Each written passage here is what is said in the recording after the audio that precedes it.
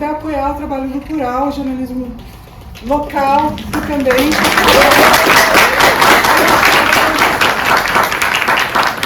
Aí eu chavinho do... E assim, fiquem atentos. Fala o Pix. Então, plural.jovem.br. Agora, gente, pega o celular agora. Pega a arma aí. Para vocês, temos assinaturas, temos doações. E a gente também promove todo mês, se vocês ficarem atentos ao nosso site ou às nossas redes sociais, a troca de livros e ideias e parceria com várias livrarias, com várias editoras, como a Todavia. Né? Você traz um livro e troca por um livro sem custo nenhum. Ó, chegou a verdadeira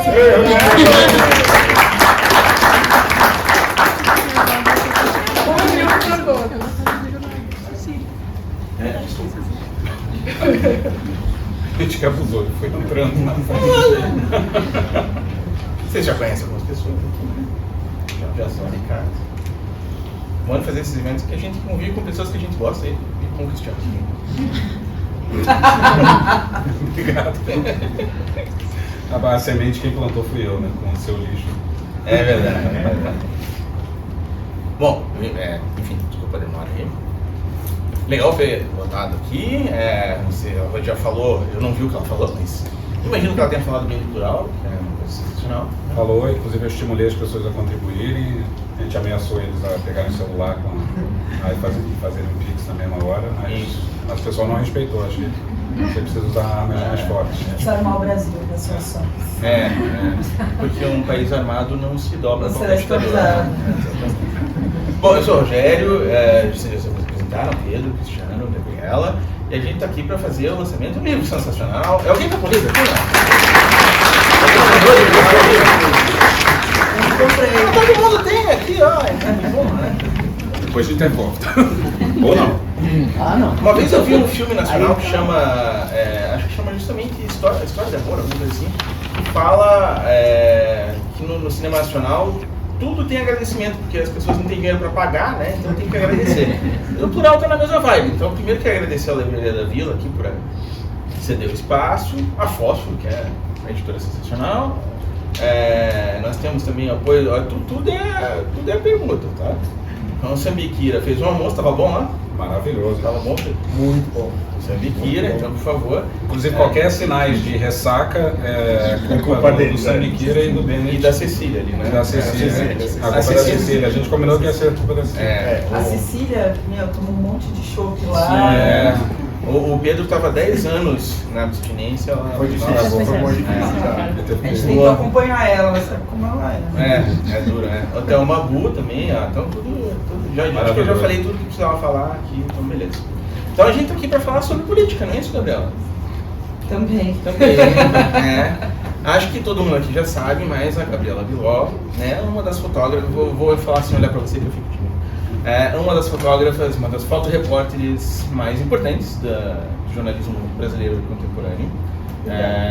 Não, mas é verdade. Embora seja ridiculamente jovem, já tem um trabalho aí de 10 anos, né? Em Brasília. Não, em Brasília eu tenho... Você vai me desmentir aqui? Não, 10 anos em Brasília. 10 anos? Não, falando sério. Tem 4 anos, fez 4 anos. 4 anos. Fez 4 anos essa semana passada. Que lindo aí.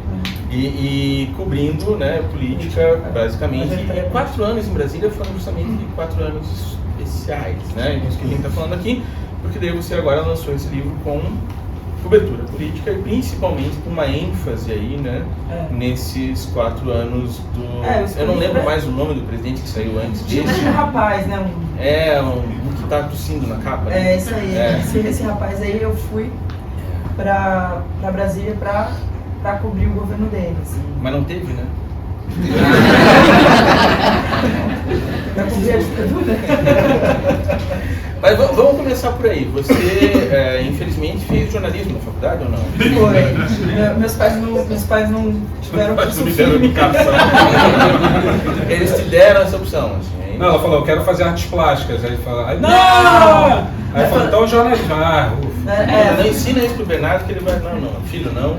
Não, foi assim, quero fazer artes plásticas. Não, nem artes, nem psicologia. Tá bom. Psicologia, depois eu entendi por quê, né? Sim.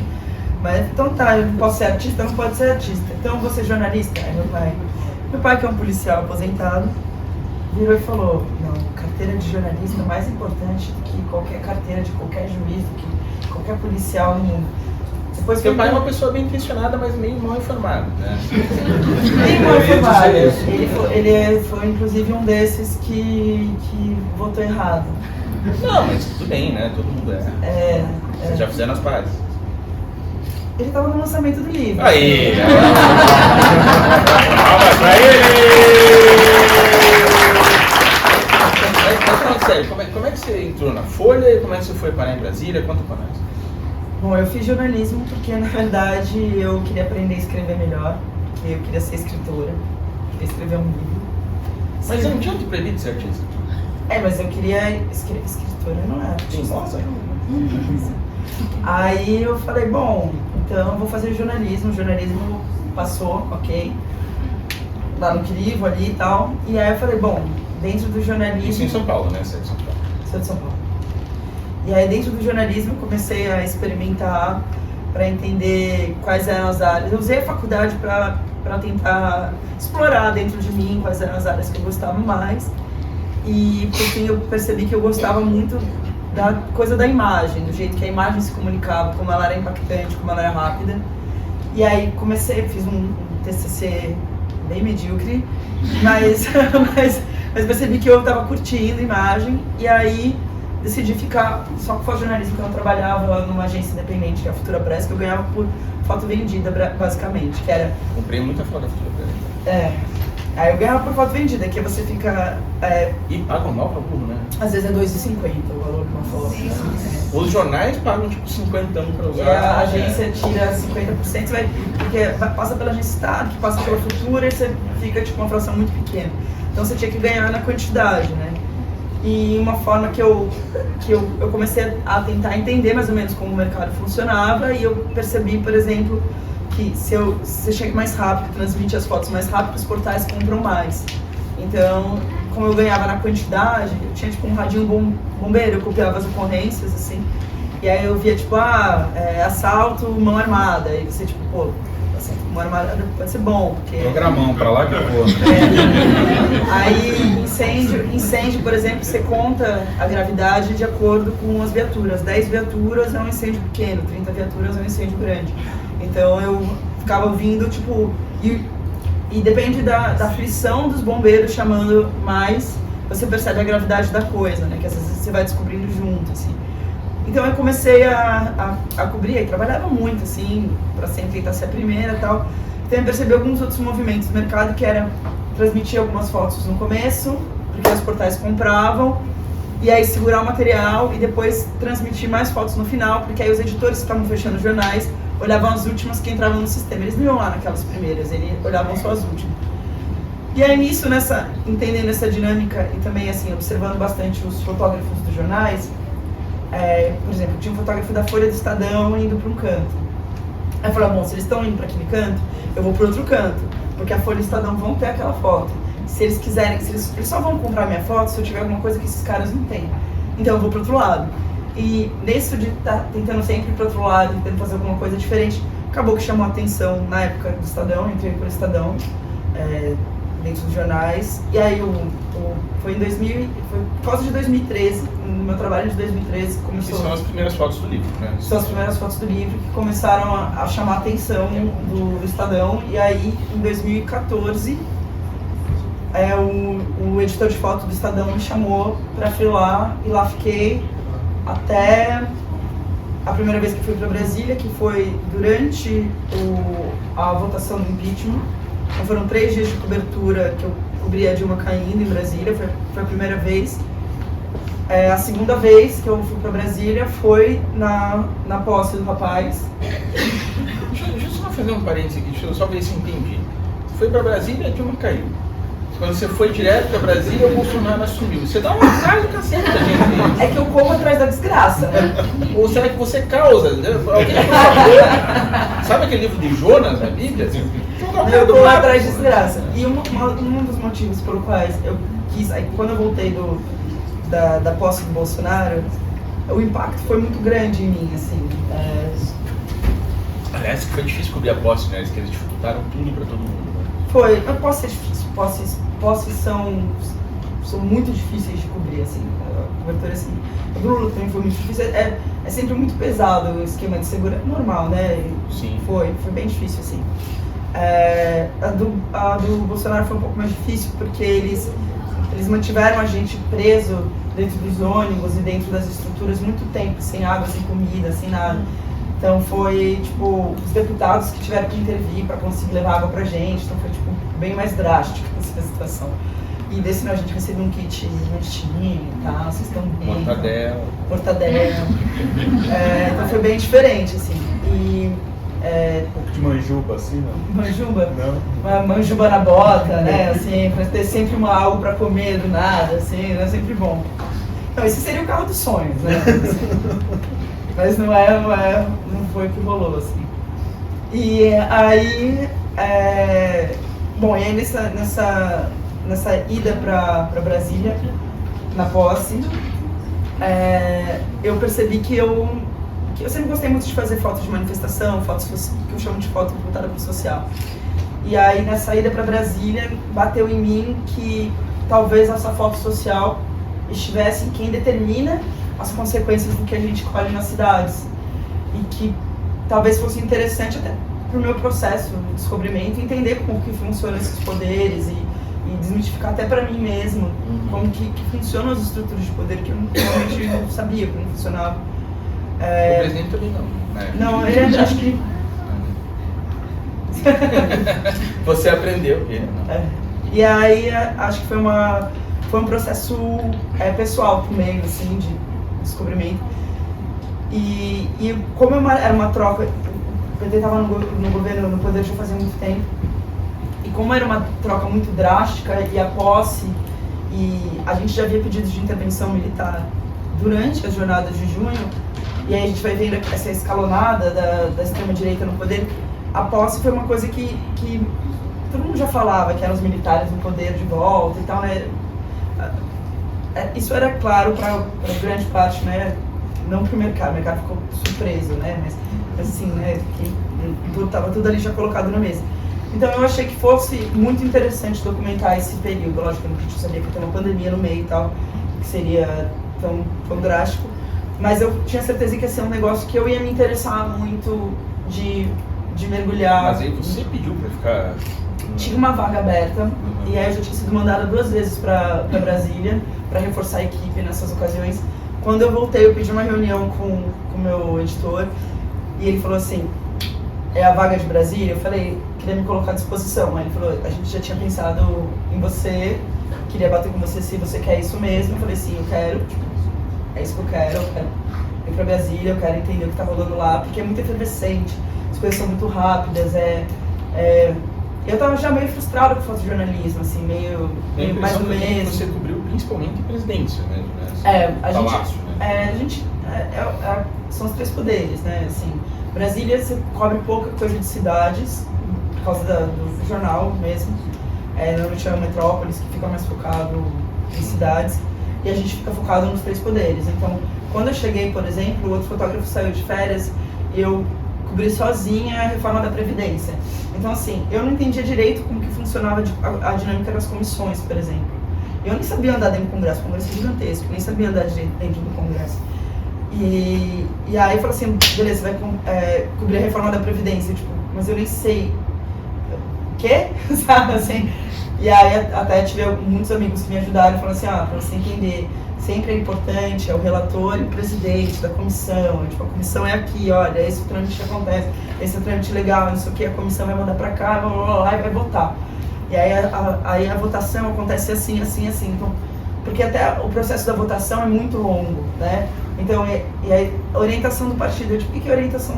Mas como que é esse processo? Não, ele vai, olha, agora vai pelo menos mais 1h30 orientando o partido, aí os líderes vão pedir pra falar, e aí vai ter briga. O que a gente tem que fazer aqui é sentar e esperar. E é isso. E aí na hora que for votar, é 1 segundo, você não pode estar distraído, porque você está aqui há 18 horas e todo mundo... E aí para a sessão, e aí vai articular. Então, eu tive alguns amigos, uma amiga, inclusive, repórter, que me puxou para trás do cafezinho, falava, ó, é aqui que eles, é aqui que é o poder, que é o cafezinho atrás do plenário, que é onde o pessoal fica. Aí você chega ali e você vê 2 pessoas que estão quase se matando dentro do plenário, tomando um cafezinho. Ah, tá, entendi, então é aqui que acontece. Enfim, aí foi nesse processo, só para fazer o arco todo, e aí quando foi escalonando a extrema-direita, ficou muito claro que era todo um arco político que tinha, na minha visão, começado em 2013. Não querendo dizer que os movimentos do passe livre eram de extrema-direita, mas existia um sequestro de pauta, né? Deixou bem claro de vez.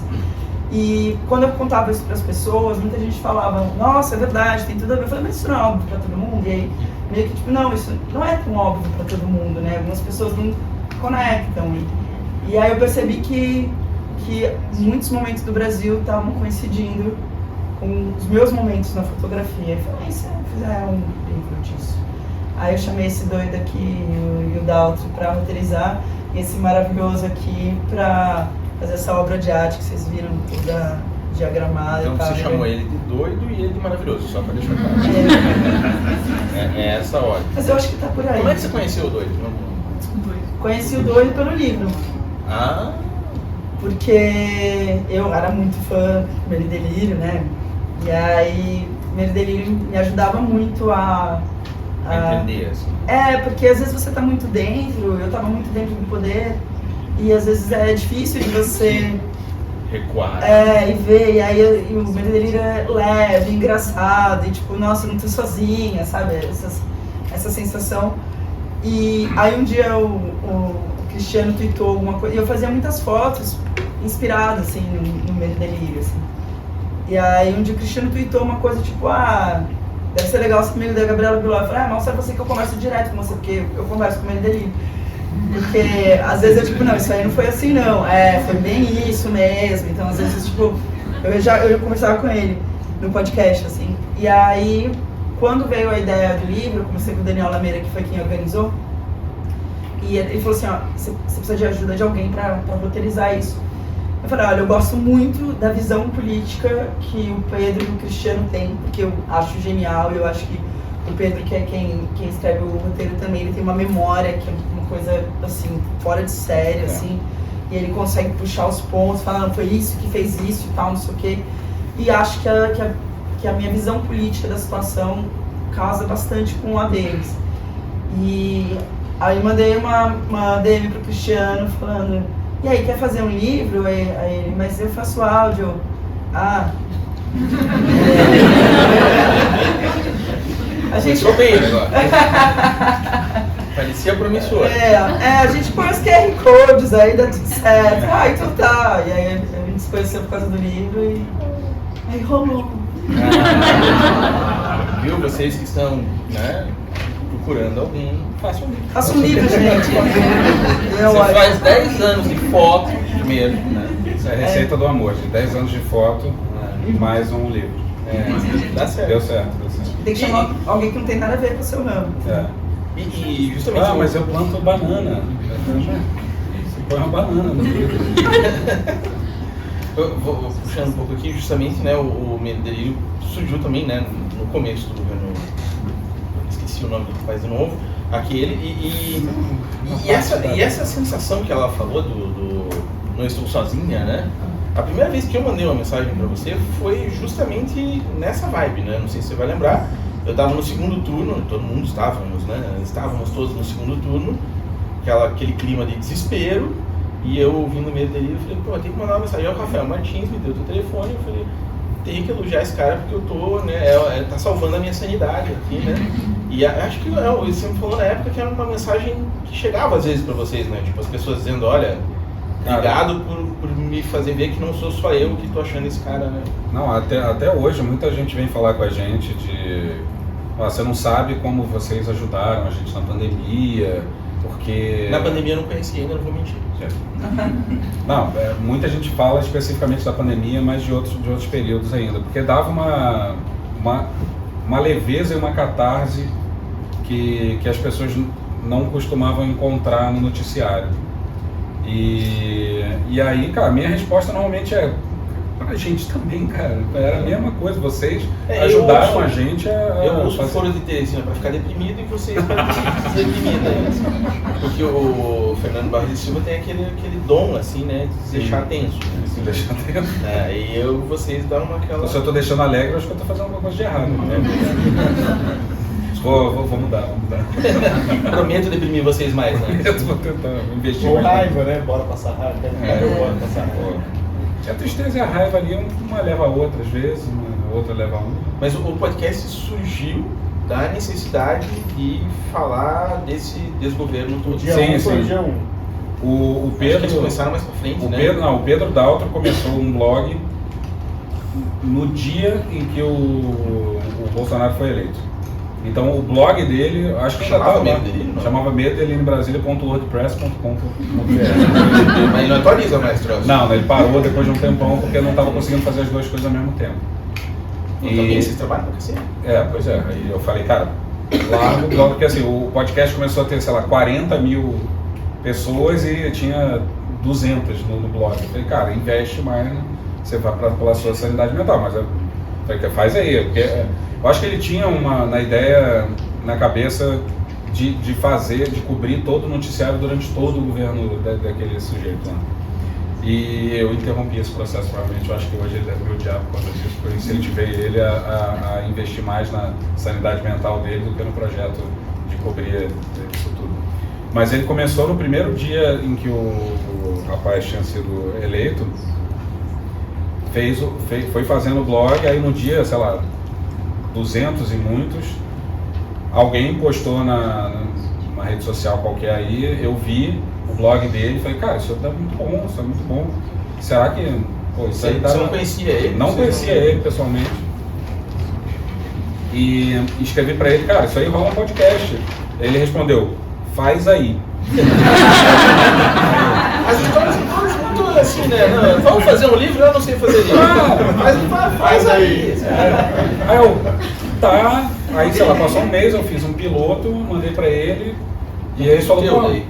não, o texto dele. Você usou o texto dele? Usei o texto dele pra produzir um piloto.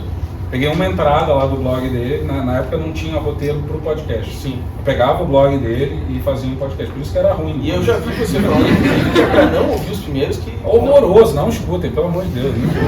Peguem ali do, sei lá, da reunião ministerial, 500 e alguma coisa, o começo Mas horroroso. por quê? Porque era ruim. Porque era muito lento, eu falava, oi gente, e aí? Você nem era achava, isso na época ainda, não? Não era, pois é, eu fui me lixando com o tempo. E aí, eu acho que a gente foi desenvolvendo a linguagem do podcast com o tempo. O próprio podcast foi um aprendizado de como fazer o próprio podcast. Deixa eu sei que o assunto é o livro, mas é que tem fãs aí também, né? Então, eu acho que boa parte do sucesso ali vem da história das vírgulas, como vocês chamam, né? Sim, sim. De onde surgiu isso, assim, Cara, eu acho que isso é doideira nossa, assim, de E principalmente como é que você organiza aquilo pra você achar cara, é que... completamente caótico. Outro dia a gente tava tendo uma reunião com um pesquisador, e aí o cara acadêmico lá... Você tem uma equipe. lista em ordem alfabética daquilo, assim? Não. Não, a gente tem uma pasta uma pasta no meu computador que sobe pra... Que sumiu, que né? sobe pra... mas aí tinha backup na nuvem. Eu tenho uma nuvem que sobe imediatamente. Também não sou tão doido assim. E aí, todo episódio que tem, no dia seguinte, eu pego o episódio anterior e vou pescando trechos que eu acho que pode ser interessante de usar na frente.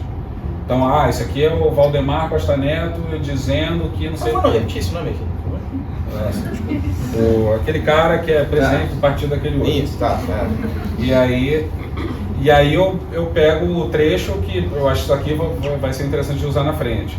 E aí no meio lá tem uma reação que ele falando, uma coisa assim, aí eu vou e recorto, E aí tá lá assim, Globo News, tracinho, aquele sujeito que é presidente do partido daquele outro, tracinho, ponto MP3. Não tem arquivologia nenhuma. Caos. Mas você já pensou em organizar isso? Mas eu não sei muito bem como, eu já pesquei sobre ter software para organizar material de pesquisa, aí não aparece nada, porque Não é assim que as pessoas pesquisam. E tá dando certo, do jeito que tá. Daqui a pouco vai organizar, vai ferrar tudo. Vai ficar demais, vai ficar muita coisa. Vai achar- Não, mas eu adoraria. Se alguém tiver alguma ideia de como pode me ajudar a organizar melhor, eu adoraria. Quando a gente estava fechando os créditos, eu liguei pro Cristiano e falei, Cristiano, manda sua equipe. Gente, você sabe a quantidade de trabalho, uma vez, 2 vezes por semana, aí manda sua equipe. Não tem equipe não, é só eu e o Pedro. Eu sei que tem um Bernardo lá também, que tem um Tem o Bernardo que faz os vídeos. irmão, enfim, não é? Meu primo. Aí é nepotismo, caralho. Ele faz a edição de vídeo. Eu falei, cara, você não quer fazer edição de vídeo aqui com a gente? A gente paga isso, aquilo, tá? Vocês Você quer? Sabia que o comunista pagava as coisas. Tá, você falou como você conheceu o doido, agora falta conhecer o maravilhoso. Maravilhoso. Não, aí a gente pensou em fazer o livro e tal, e aí o Lameira, que foi quem organizou. Que é um fofo. Que é um Lameira. fofo. Ofício. Fofo. Ele virou e falou assim, olha, a gente precisa de alguém para desenhar o livro, montar as fotos, diagramar, entender. E eu falei assim, eu queria uma diagramação que tivesse presença, a personalidade que fosse porrada, assim, né? Que eu não quero um livro clássico, que você é passivo, né? Eu queria uma diagramação que interagisse, uma coisa com personalidade, uma coisa meio rua, meio suja, meio... Ele falou assim, olha, tem esse artista visual que já trabalhei com ele, inclusive ganhou um jabuti, maravilhoso, só que ele... não é que dá pra gente contratar ele vai ver o projeto, porque é um ativista, não sei o quê. Vocês não têm muita noção de quanto esse menino é chique. Ele é. E aí ele vai ver o projeto, ele vai avaliar se isso bate com a política dele e tal, ele vai seguir bastante pela... Então, né, vai avaliar se isso bate com ele, e aí a gente tenta conseguir ele pra fazer o livro pra gente, não é uma pessoa que a gente contrata, assim. E aí ele mostrou o projeto, a ideia do livro pro Inoue. Aí o Inoue me chamou pra uma entrevista. Você abriu a porta, chegou na antessala e falou, próximo! Era uma galera, assim. Ele me chamou, tipo, não, vamos conversar, bater um papo, quero te conhecer melhor. Mas assim, aí eu fiz uma... Pesquisei, foi no Facebook dele, pesquisei os gostos musicais dele. Botei todas as respostas, assim, qual é a sua banda favorita? Radiohead. Aí a gente foi trocar uma ideia, tipo, ele perguntou, mas qual é a sua intenção com esse livro, onde você quer chegar, tal, assim, pra me conhecer um pouco melhor, pra saber se ele ia querer estar envolvido também com um projeto comigo. Esse aqui topou qualquer coisa. Em vez de tomar uma cerveja... Sou barato, você dá 10 reais, tá bem. E aí o Pedro, tipo, não podia ser mais perfeito, porque eu acho que todo mundo que deu uma olhada no livro viu como que design, não sei chamar de, não é nem design, é tipo arte visual em cima das fotos, vocês percebem o quanto que é importante e forte no livro. Então não é uma pessoa que montou o livro, né? É bem por isso que o Pedro também está na capa, porque eu acho que... Aliás, uma generosidade, né, de fazer, eu acho bacana isso. Porque não foi generosidade. Pedro, não, mas Pedro, assim, quantas vezes algum autor bota o nome do artista gráfico na capa? Isso é... Mas é que tem eu muita acho que assinatura dele, né? Mas acho que mereceria acontecer mais vezes isso, eu achei muito legal. Assim. Eu acho que é muito eu acho que tem um tom de generosidade. Primeiro, se bem que ela falou que não foi assim, então você tem que contar como foi. Acho que tem esse tom, mas eu acho que ao mesmo tempo é muito que eu falo bastante do trabalho da Gabriela, que é um trabalho muito novo. Eu acho que quando toda a discussão, fotojornalismo, artista, semióticas e tudo mais, eu acho que ela quebra alguma coisa quando a gente começa a falar do que é fotojornalismo, principalmente que a gente está na era das redes. E aí, quando a gente vai sentar para desenhar um livro, que é uma coisa impressa, de mão, de jornal, que é velho, que não é o digital, não é a tela, e o trabalho dela é tela, até faço questão de colocar no final JPEG, porque eu ligo para ela e falo, você precisa dos arquivos em alta, que você precisa de um arquivo maior, tá? Ela só tem JPEG. Então ela já trabalha nesse Eu não sou o único irresponsável. Esse arquivo, eu falo que eu sou a única pessoa que sabe aqui. Ponto MP3 e ponto JPEG, é isso. Mas o MP3 é 192. Não sei o que você está falando. Mas eu acho que quando a Gabi me liga, eu acho que a gente brinca um pouco disso, mas eu acho que também tem um pouco de um novo momento de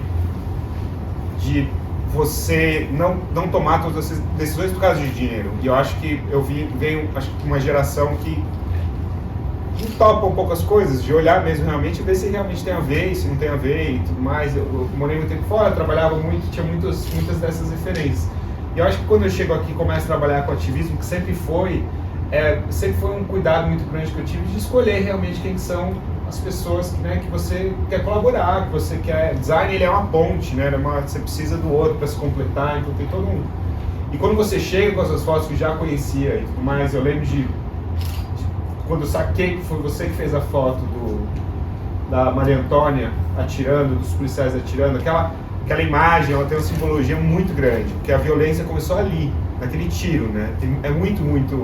Dava vontade de falar quando as pessoas estavam falando da violência do Lula, dava vontade de falar, não, foi a Gabriela que tirou a foto da Maria Antônia, essa foto. Ela foi um começo da violência lá de 2013 que justificou o inchaço das ruas. O Gaspari chamou de Batalha da Maria Antônia 2.0. 2.0, né? Tem toda um pouco essa simbologia. E aí, então foi muito... E foi um projeto assim que eu não gosto de fazer livro, é muito difícil eu fazer um livro, porque um livro é uma coisa que demora muito. Você precisa se dedicar muito e tava no meio dessa... ajudando ativistas brasileiros, né, nesse governo, de tudo isso que estava acontecendo desde o Temer para cá. E aí quando a Gabi chega com esse projeto, fala, beleza, vamos entrar. E aí Cris entra e de repente a coisa se torna... A gente se ligava para falar do que estava acontecendo na realidade. E era um projeto que tinha um deadline, que tinha pessoas, que tinha escolha de papel, mas a gente estava falando de coisas que estavam... Então o próprio Cris ligava, as nossas reuniões eram assim. Então, a ideia é a gente montar o livro e deixar ele pronto em dezembro para a gente colocar a foto da posse, é a última posse. Uma dupla para colocar a foto da posse, manda para a gráfica. Era essa a ideia. Isso que eu não estava eleito ainda. Não, e aí as reuniões eram assim. Gente, vai ter eleição? Né? Vai rolar golpe? Não, vai rolar golpe antes. Como é que a gente... Então, assim, não era um livro... um projeto, a gente estava falando das nossas vidas ali, a gente estava falando da democracia, a gente estava falando, e assim, graças a Deus que a Gabriela e o Cris, e eu amo fazer esse elogio a vocês, porque eles falam que, eles se ajudavam, né, a entender o que foi todo esse trauma que a gente viveu nos últimos 4 anos, mas ao mesmo tempo, eles estão dentro, do nariz ali dentro, pegando tudo isso e mandando para o mundo ver. Então, assim, eu estou muito agradecido de ter vocês na vida para ter um pouco.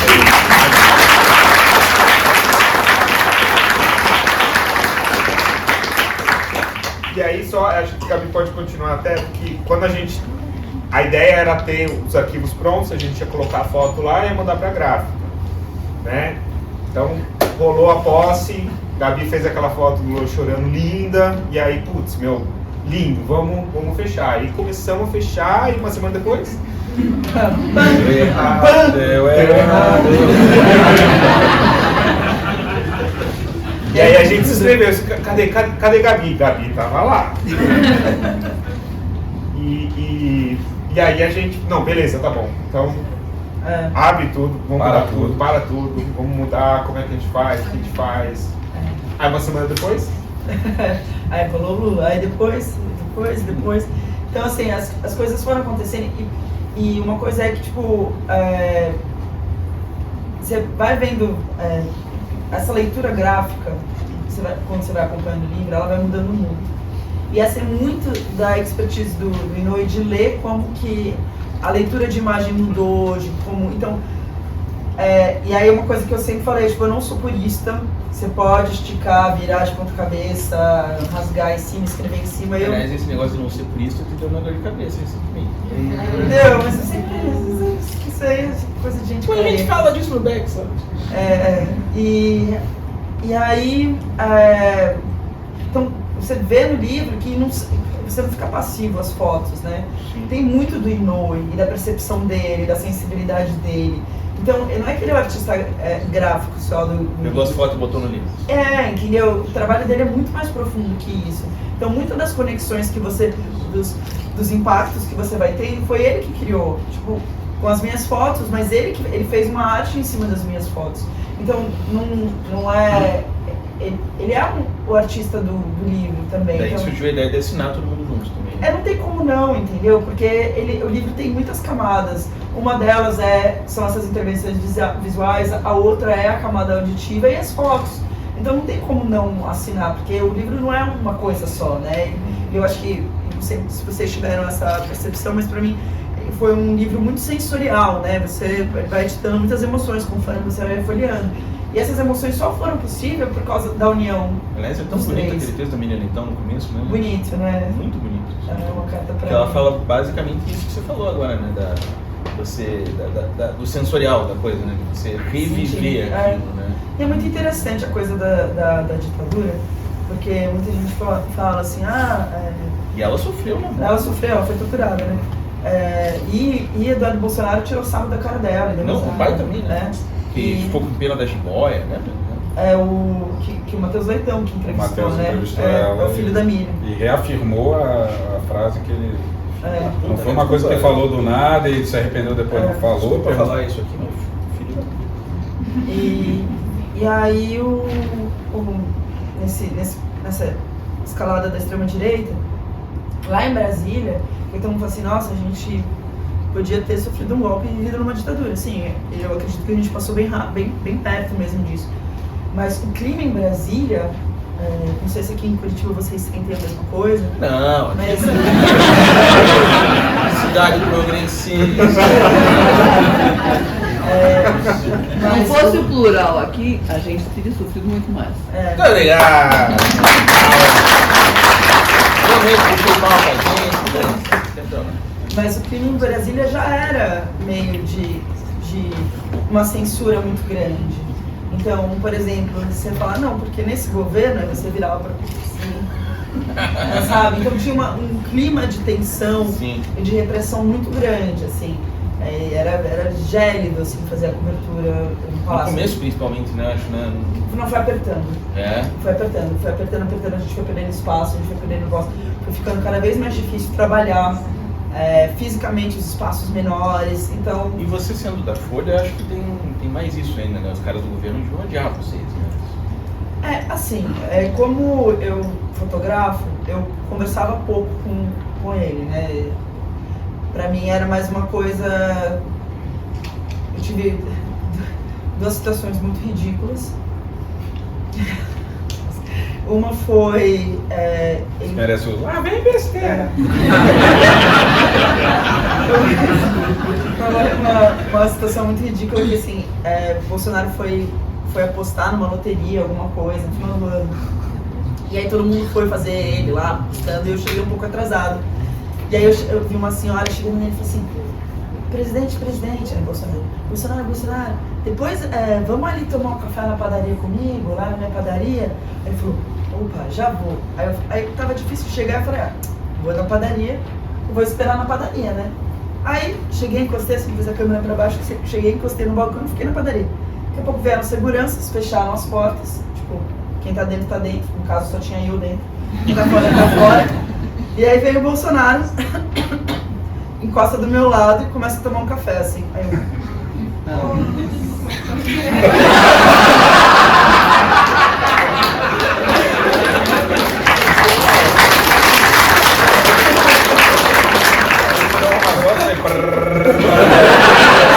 A segurança começou a me esmagar entre as Ruffles, sabe? Assim, eu falei, isso é muito ridículo. Entre as Ruffles? Sabe aqueles negócios de Ruffles que tem os salgadinhos? Mas eu não gosto de Ruffles! Ele começou a me esmagar assim, tipo, cercando o perímetro, cercando, você tem uma câmera, é muito perigoso.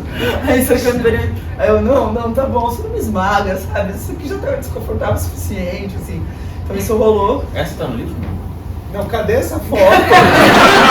Eu não vi essa foto. Eu não vi. Ele de grande angular, assim, tomando café, escrito Por favor, usa máscara atrás, assim. Cadê essa foto? Não, vou te mandar essa. Tá, É que ela não é tão esteticamente bonita. Tem Você vai pro JPEG. próximo Tem livro. JPEG, é. E aí é outra história que é muito ruim. Eu tava na Asa Norte, eu moro na Asa Norte, fazendo a minha caminhada de domingo, matinal, porque eu tava de folga. Aí eu tô andando, cruzo uma pracinha e ouço um burburinho. Eu olho e falo, Bolsonaro aqui na pracinha, né? Parou na pracinha pra tirar foto. Acontece essas coisas, tá? Andando na sua caminhada, tá de cara com o Bolsonaro. E eu normalmente Que tô... horror, né? E aí... Pesadelo. Aí eu tava tipo de legging, de camisetinha, de boné, e normalmente ele me vê de crachá, com a câmera. Ele me reconhece quando ele me veio com crachá, com a câmera, mas eu acho que naquele contexto, como era completamente fora, ele não me reconheceu. Eu tava sem câmera, eu tava com o celular. E aí os seguranças estavam completamente à vontade, porque não tinha nenhum jornalista, né? Tava completamente à vontade. E aí eu fui fazendo foto com o meu celular e tal. Primeiro que já percebe que tem alguma coisa errada quando você começa a fazer foto assim e não assim, né? Aí eu tô aqui fazendo foto com nele. Aí vinha várias pessoas pra fazer foto com ele, eu fazendo foto dele, fazendo com as fotos, e eu mesmo tava fazendo foto com ele. Rolou uma coisa tipo, você não vai fazer foto comigo, né? Mas eu ali e tal, e foi bem na época que saiu a matéria do Estadão falando que o Braga Neto tinha dito que não haveria eleição se não tivesse voto impresso, ou seja, anunciando que teria um golpe se não tivesse voto impresso. E o Planalto não queria comentar, e o Braga Neto falava que aquilo era mentira, e o Estadão cravando, não, olha, ele falou isso mesmo na reunião, tal, não sei o que, usando tal sapato, tal meia, tipo, é isso, ele falou isso de verdade. E todo mundo querendo perguntar pro Bolsonaro, né, tipo, e aí, é isso mesmo, né, você tá planejando um golpe, né, você tem que responder. E ele evitando a imprensa e tal, e aí ele tava ali na minha frente, aí eu ali fazendo foto, eu falei, não, eu tenho que perguntar pra ele, né? Eu tenho que perguntar pra ele. E aí ele subiu na moto, e aí eu, com o celular aqui, eu comecei a filmar. Aí sabe aquele meme do senhora? Aí eu falei assim, presidente, quando você fala presidente, ele já trava, porque é Bolsonaro, entendeu? Não, presidente é tipo, jornalista, né? Presidente, assim. Aí ele já olhou assim pra mim, aí começou a acelerar a moto. E eu aqui na frente da moto, presidente, e o Braga Neto? Aí eu saí atrás dele, e o Braga Neto? Eu não consegui fazer pergunta nenhuma, você era a mais ridícula do mundo. E aí eu vou ser obrigado a fazer a mesma pergunta. Onde está esse vídeo? Esse vídeo sou eu correndo atrás da moto do Bolsonaro. Então, e o Braga Neto? Que pergunta é essa, meu Deus? Eu tive só uma senhora, não consegui perguntar nada, fiquei nervosa, enfim. Porque só tinha, quando tem outros jornalistas é mais fácil, né? Mas quando você tá sozinha... Não, mas é perigoso. É perigoso. E o Braga Neto... E o Braga Neto. Mas ele falaria isso várias vezes, né? É, sim. Mas eu tô monopolizando vocês aqui, tem tipo dezenas de pessoas querendo fazer perguntas, acho. Se alguém quiser levantar a mão aí, eu vou... Acho que não tem microfone, né? Na base do grito aí mesmo, né? Alguém? Acho que eu tenho uma, mas é muito de um contexto que a própria Miriam dela coloca no começo, né? De geração. Eu acho que eu Tem que dizer seu nome, né? Peraí. Igor. Tá. A gente tem ali, acho que eu escutei isso no medo de ir, eu gravei agora nervoso. Ah, tá tudo bem. Você não tá correndo atrás de uma moto. Mas, enfim, a parte que eu acredito que eu tenho 22 anos, eu nasci em 2000. Que horror isso. Do seu jeito. Só acho errado um adulto ter nascido depois dos anos 2000. Vocês estavam levando pra cá Outro dia, gente. Outro dia. Interrompendo você, Igor. Eu tava nervoso. Eu tendo a concordar, mas enfim. A parte que eu acredito que eu tenha vivido uma parte de educação física. Não, educação cívica, perdão. Onde eu cresci o meu primeiro celular, eu tive 12 anos, o meu primeiro contato com alguma mídia, eu tive 15 anos. Eu já tinha algum recurso para analisar o que eu estava vivendo. Hoje a gente tem crianças com o Instagram aberto, YouTube, Shorts, com 7, 8, e elas estão vendo política, elas estão tendo daí esse contato, elas estão entendendo alguma coisa, né? Então, a grande questão é, existe algum ponto, tipo, em um universo lá do Doutor Estranho, onde há tantas possibilidades, existe alguma possibilidade da gente voltar a uma parte no Brasil, porque uma coisa é falar a educação na Dinamarca, a educação na Noruega, uma educação brasileira que volte a ser mais ou menos do jeito que era em 2008, em 2009, onde a gente tem um pouquinho de neutralidade. Existe algum universo desse ou a gente já está Se alguém quer falar? Deixa eu só primeiro comentar que você reparou que quando você fez aquelas fotos em 2013, ele tinha 13 anos. já queria ir para alguma manifestação, eu estava atrasando a minha mãe, posso ir, falando, não pode, ainda tem que eu não pude. Ainda bem, né? Eu não sei Vocês quem. querem falar? Não sei se quer direcionar para Quer alguém. falar? Eu falo um pouco, mas acho que pode começar. Quer que eu comece? Acho que tanto faz. Eu falo. Eu acho que só fazer um comentário e passar para você. Eu acho que não existe neutralidade, nunca existiu. Né? Eu acho que se você fala em neutralidade, para mim você está apoiando o fascismo. Né? Eu acho que estar em cima do muro não existe isso. Eu acho que você tem que ter um posicionamento. E acho que a educação no Brasil sempre teve sempre não, mas desde a redemocratização teve um posicionamento pró-democracia antifascista, né? Então, acho que esse posicionamento tende a crescer agora com o governo Lula, que a gente viu essa coisa de ideologia na escola, uma perseguição que isso não faz sentido nenhum, uma corrupção da nossa própria história, tentando ser reescrita pelo poder.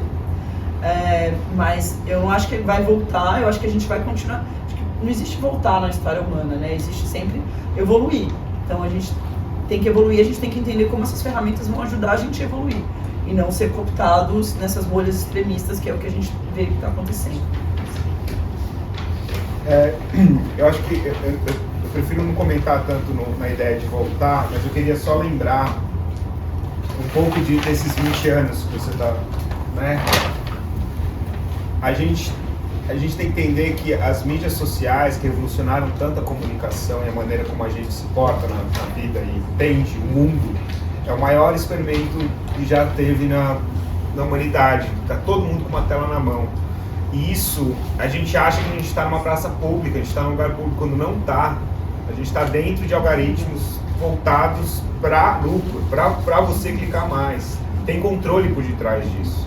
Tem certos lugares que eles querem promover mais do que outros. Então a gente está num lugar controlado. E acho que também é muito importante a gente ver que o que a gente está vendo acontecer é no mundo todo.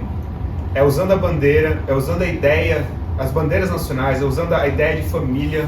É um fascismo maquiado.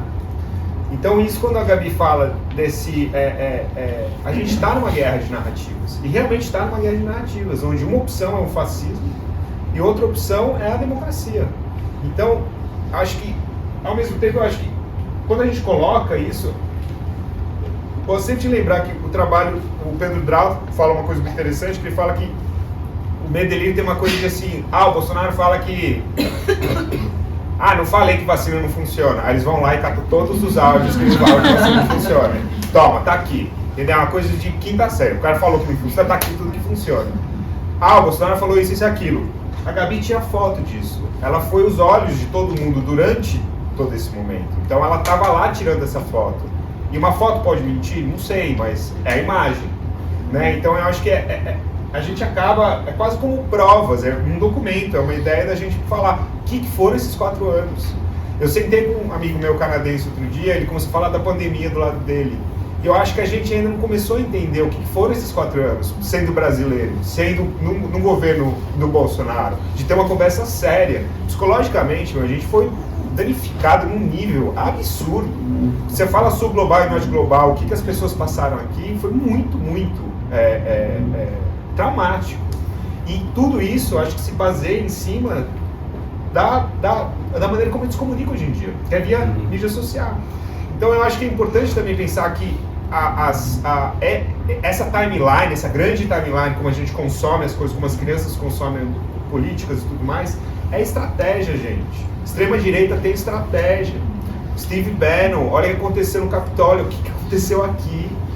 sabe? A fake news, eles estão usando de fake news, eles têm um ecossistema de distribuição de fake news, usando bot, tá tudo lá, né? E aí eu acho que assim, quando a gente começa a falar do progressista, o Janones, tá, e tudo mais, tá, realmente, a guerra narrativa tá aí. Tudo que você coloca na rede hoje, ou apoia, ou disputa um ponto de vista. E eu acho que é importante a gente tentar entender de que lado que realmente a gente está, porque você está apoiando toda hora e você está disputando alguma coisa, né? Então, trabalhos como do podcast Medelírio, que faz a gente entender o que está acontecendo em Brasília do dia a dia, mas de uma maneira de risada, de soltar, eu acho que é uma coisa muito brasileira, assim, me ajuda muito, né? Acho que a gente tem essa é uma catarse, né? Te libera um pouco disso tudo. Só que a gente nunca tem que esquecer a gravidade do que aconteceu nesses 4 anos. Essa última frase que a gente resolve fechar o livro aqui, que o Daltro escreveu, que é dele, que nunca esqueçamos, não há como perdoar o imperdoável, é uma coisa que a gente tem que voltar a pensar e se voltar naquele lugar. Bom, basicamente é isso, anistia o caralho.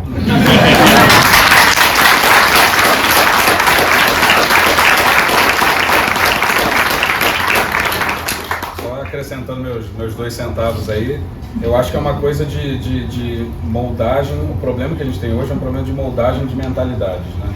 Então a gente tem uma ferramenta extremamente eficiente, que é as redes sociais, que está todo mundo grudado, todo mundo que vai pegar, tirar o extrato do celular, né, quantas horas gasta, todo mundo passa horas, e aquilo ali está moldando o nosso ambiente mental informacional, né?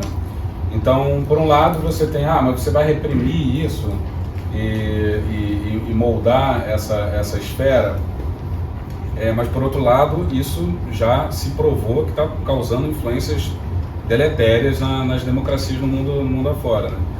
Então um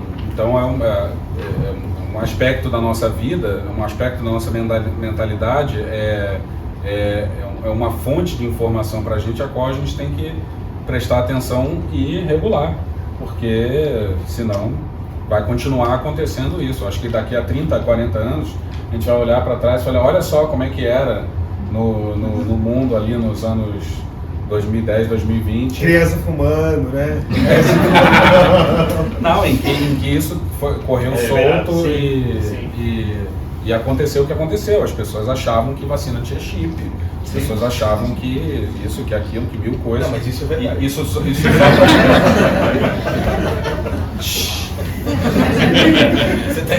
só pra... Isso só para ficar nos exemplos mais absurdos, porque ilustrar com um exemplo absurdo desse é fácil, né? Mas quando você vai pegando tijolinho a tijolinho, por exemplo, você falar assim, o serviço público não funciona direito, o Estado é incapaz de prover serviços de qualidade, e você vai de pouquinho em pouquinho moldando mentalidades, e quando você vê, as pessoas estão, sei lá, invadindo o hospital para reclamar do médico que pra filmar, professor, ou invadindo as sedes dos 3 poderes. É aquele negócio, aqueles corre essa. Por favor. Bom, eu tenho 64 anos, então eu cresci num tempo bem diferente do seu. Acho que eles não conhecem dizer o nome. Tá, meu nome é Kátia, tenho 3 anos de Curitiba. Aqui. E então, ela querendo dizer que a culpa não é dela. Quando ela chegou já estava assim. Não fui eu. Então assim, eu cresci num tempo em que educação era educação moral e cívica, e se houvesse um documento como esse, e eu valorizo tanto esse livro, para mim, é assim, nós todos vivemos o que nós vivemos nesses últimos anos, estamos todos vivos e recebendo informações, mas as informações estavam sendo distorcidas, e a gente estava lutando para ter a melhor tipo de informação. E esse livro fica como documento, que eu gostaria muito que na minha época, em que a gente estava recebendo informação também, mas era completamente censurado qualquer crítica, qualquer visão, qualquer uma dessas coisas. Então, quando eu descobri o que estava acontecendo no país, eu juro que eu não sabia. Assim, eu cresço assim, eu juro que eu não sabia. Eu não sabia do que estava acontecendo. Não sabia que tinha tortura, não sabia que tinha perseguição, não sabia nem que eu era censurado, não sabia nem que eu vivia numa ditadura. Eu não sabia, eu juro. Como é que alguém pode viver numa ditadura e não saber? Então, eu acho que essa vivência que a gente teve, assim, ver tudo isso quase se repetir, ou chegar perto disso, para mim foi apavorante, não tem outra expressão. Eu precisei ler Brasil Nunca Mais, naquela época, para dizer, caramba, isso estava acontecendo enquanto eu estava dormindo? O que foi isso? Então, assim, esse é um momento para a gente extremamente importante. Eu, assim, torço para que a gente nunca mais viva perto do que a gente viveu, nem naquela época e nem nesses últimos anos. Mas corre o risco, né? Mas corremos o risco. Então, a narrativa, como você falou, vai estar sempre em disputa. Só que valorizar e apreciar e reconhecer o trabalho de gente que faz essa abertura da narrativa, para mim, é essencial. Muito obrigada. Acho que esse sentimento é comum aqui. Então, a diferença imposta é a parte de relembrar. Então, hoje a gente tem o privilégio de poder relembrar por meio de áudios ou mesmo fotos. Então, o fato de relembrar e exercitar é algo que a gente pode enaltecer daí nesse palco aqui. Sim, está registrado. Muito obrigado. Obrigada. Tinha lá atrás, ó. Você regula. Camarada de... Estamos falando aqui de narrativas, né? Eu também sou fotógrafo, sou do Rio de Janeiro. E a gente está fazendo agora 10 anos de 2013. Então, assim, eu não deixo de concordar com você que lá em 2013 tinha a semente no Brasil, mas essa semente já nasceu antes, né? Lá no Rio de Janeiro começou com a participação das UPPs. Foi a sementezinha, né? Mas em 2013 também tivemos outras sementes que a gente não pode só falar da direita que começou a conhecer o caminho das ruas em 2013, mas também a gente pode falar que uma revolução que começou em 2013 e vem até hoje, que é o novo movimento das mulheres, o movimento negro também, com as favelas. Não dá para esquecer que em 2013, quando o Amarildo sumiu, a favela da Rocinha desceu. Eu acho que tem o poder da internet, né? A resistência também com outras emoções. Tivemos lá no Rio de Janeiro, a aldeia Maracanã, muitas experiências aconteceram em 2013. Não dá para reduzir 2013 a essa narrativa que vem se construindo pela uma esquerda partidária, uma esquerda dentro do sistema, de desconhecer o que aconteceu em 2013. Mas eu acho que tem tudo isso, para não esquecer tudo. Eu acho que tem esse arco, né, que a gente está falando da ascensão da extrema-direita no nível, né? Mas eu, por exemplo, sou uma pessoa muito pró-redes sociais, eu sou muito pró-foto de celular, eu sou pró-documentação digital, porque eu acho que a gente começa a ter esse entendimento e evolução social, porque para mim isso é evolução social nessas pautas, por causa da internet, porque a gente consegue conectar mais pessoas e conectar mais vozes e articular melhor. Essa conexão e articulação tem dois caminhos, que é isso. A extrema-direita consegue se articular também e anda para um outro passo que a gente antes não tinha visto, e a esquerda tem a sua evolução também. Mas eu acho que isso também a gente contempla no livro. Eu acho que uma dupla que eu adoro, que é aquela saímos do Facebook e depois não haverá retorno ao normal, que eu acho que é um pouco disso, que está falando um pouco disso, que é daqui não tem volta, né? Tudo mudou, a partir daquele momento tudo muda. E eu, na minha visão, mas é uma visão particular, política minha, eu acho que tem muito a ver com as redes sociais e o poder da comunicação individual das pessoas, né? Eu acho que 2013, uma coisa que me marcou muito, eu estava andando, também sou carioca, estava lá no Rio de Janeiro e vi uma capa da Caros Amigos, que era A Direita Sai do Armário. E tinha uma foto, inclusive, do Bolsonaro como uma das lideranças da direita brasileira naquele momento. E eu acho que até aquele momento as pessoas tinham vergonha de se dizer de direita por causa da associação que isso necessariamente com a ditadura. Então era você se dizer de direita até o começo dos anos 2010 e tal, é você falar, eu sou a favor da ditadura. O que é um absurdo. E agora também. Não, o que é um absurdo, porque tem um... Claro. Mas antes era não podia falar, agora... E eu acho que o que aconteceu em 2013 foi que pessoas que a direita começou a falar assim, não, eu também tenho o direito de estar nessa seara, nessa arena, e saíram do armário. Por isso que eu achei que era significativa essa imagem de aparecer, de que reapareceu um monte de pessoas, um monte de fontes de pensamento que estavam submersas, assim, que que eram relegadas, que eram amortecidas, e não sem razão, mas aí a partir daquele momento falou, não, nós temos a legitimidade de aparecer. Inclusive na comunicação isso, né? Sim. Começaram a aparecer veículos de direita, que se diziam de direita, que estavam trabalhando esse nicho, e daí deu o que deu. Eu acho interessante, pensando um pouco na fala de todo mundo, a gente olha esse livro a partir das redes sociais, é muito interessante que em 2013, 2 anos depois do Occupy Wall Street, da Primavera Árabe, das encampadas, né? Enfim, você tem todos esses levantes que se dá pela mídia social, porque começa a borbulhar, as pessoas se encontram nas mídias sociais. Não aconteceria sem, né? Não aconteceria sem. Você tem 2013 aqui, ao mesmo tempo você tem o Gezi Park na Turquia, né, que também está acontecendo, inclusive a maneira as assembleias gerais de que eles estavam fazendo os encampamentos também foram importados e trocados de lugares, eram tecnologias quase que eles estavam trocando, e é interessante ver que depois que isso acontece, você vê o Trump, o Brexit, fazendo exatamente a mesma coisa, com redes sociais também, via WhatsApp também, mas com uma estratégia por trás disso, com a Cambridge Analytica, trabalhando com data. É outra coisa, eles assaltam com grana, e aí vai pro WhatsApp, aí vai pro Bolsonaro. Então quase dá para ver também um pouco essa visão, um pouco como as tecnologias aqui, de uma certa maneira. Eu acho que a gente podia fazer mais 1 ou 2 perguntas, daqui a pouco também vocês têm que assinar livro, então. Lá atrás do boné aqui. E depois aqui. Tem 3 aqui, então inscritos já, daí depois a gente... Meu nome é Eduardo, eu sou de São Paulo, mas estou aqui em Curitiba desde 2012. Por quê? Casei.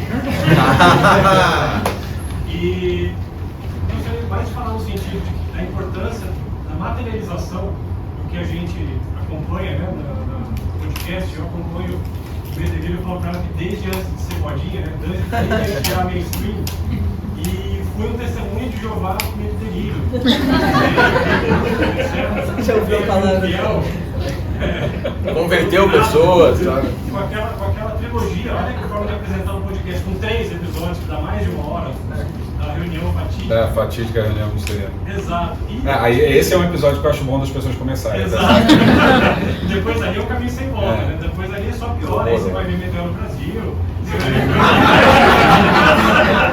Mas é um episódio a revisitar, porque tem um nível de detalhe daquela reunião ali que eu... Inclusive eu que sou da Caixa, tem o Pedro Guimarães ali brilhando, é fantástico. Sim. Aquele episódio. Entender muita coisa estava acontecendo na minha empresa. E assim, é bem importante, eu acho, esse lançamento, né, a materialização desses 4 anos terríveis que a gente viveu, você ter um registro documental e disponível, né, de forma física, porque eu gosto também de ter o livro físico para folhear, para consultar tudo isso que eu quiser. Eu acho que é uma iniciativa sensacional. Eu não consegui entender a lógica de um podcast com um livro. Aí eu descubro que a autora é fotógrafo, mas cadê o escritor? As imagens, elas são tão fortes, né? O apelo é tão forte que a gente acaba... O texto é nosso. A gente vê a imagem, a gente monta o texto na cabeça. Só de folhear aqui, eu tive arrepios, gatilhos e revivi muita coisa ruim. Mas ao mesmo tempo é bom, porque quando você revive algo que é ruim, você fica mais atento para não deixar acontecer de novo. Então, parabéns aí pelo trabalho, parabéns pelo projeto, sensacional. Muito obrigado.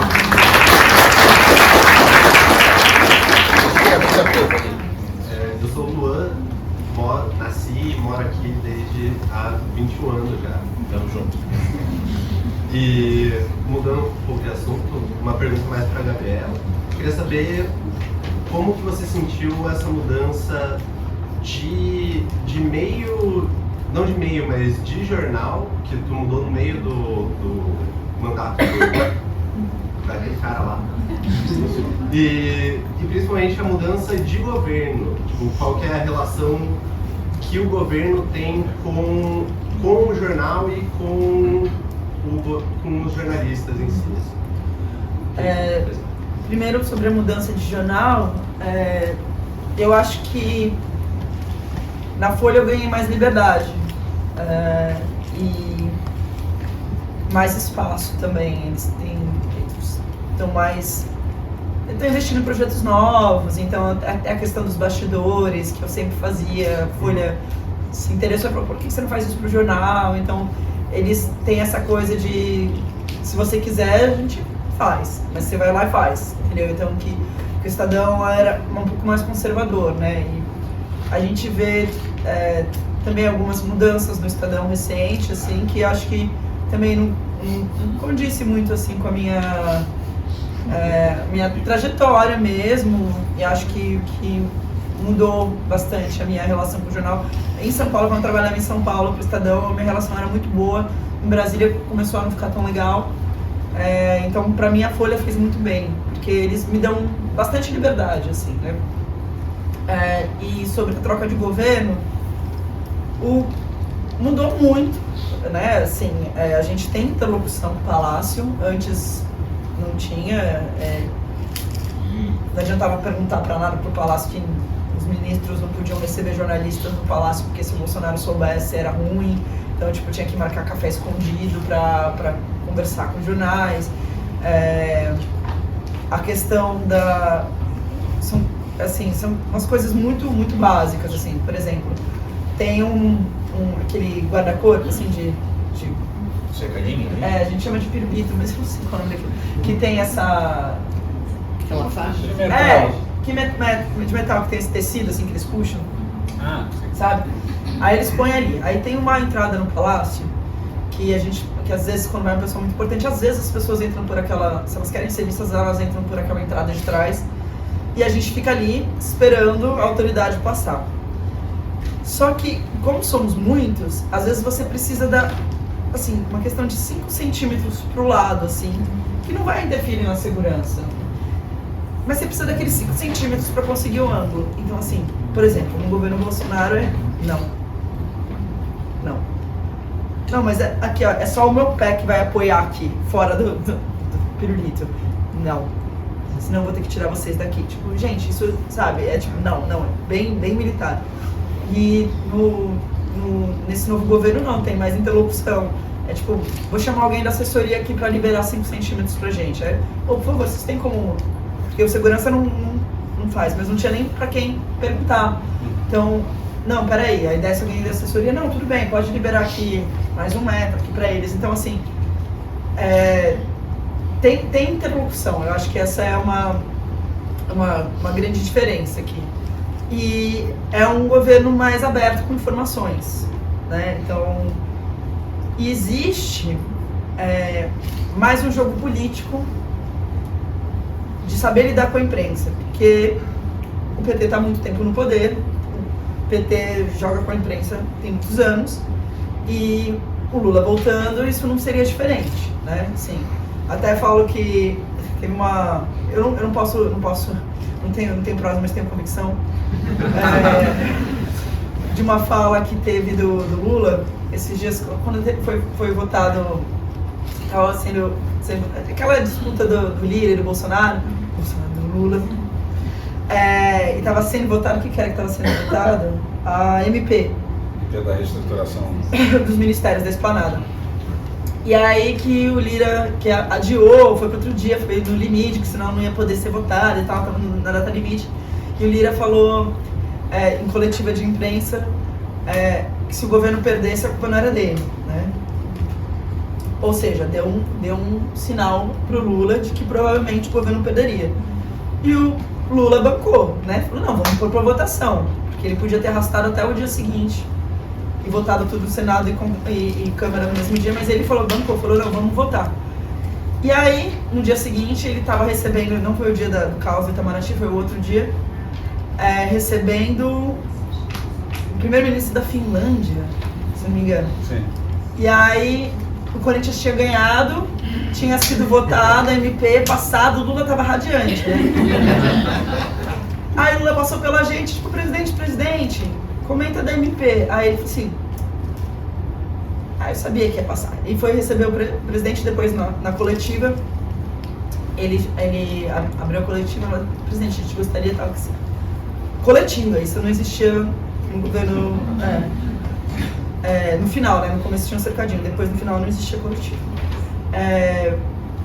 Presidente, comenta da MP e tal. Aí ele respira e fala. É uma pergunta só, né, que fizeram. Aí ele fala, não foram várias, mas ele falou da MP. Sobre a MP, a aprovação da MP, quem fala demais queima a língua. Tá falando, obviamente, do Lira, né? É um recado pro Lira. Aí eu fiquei tipo, meu Deus, porque é guerra, então, né? Ele vai declarar a guerra ao presidente da Câmara.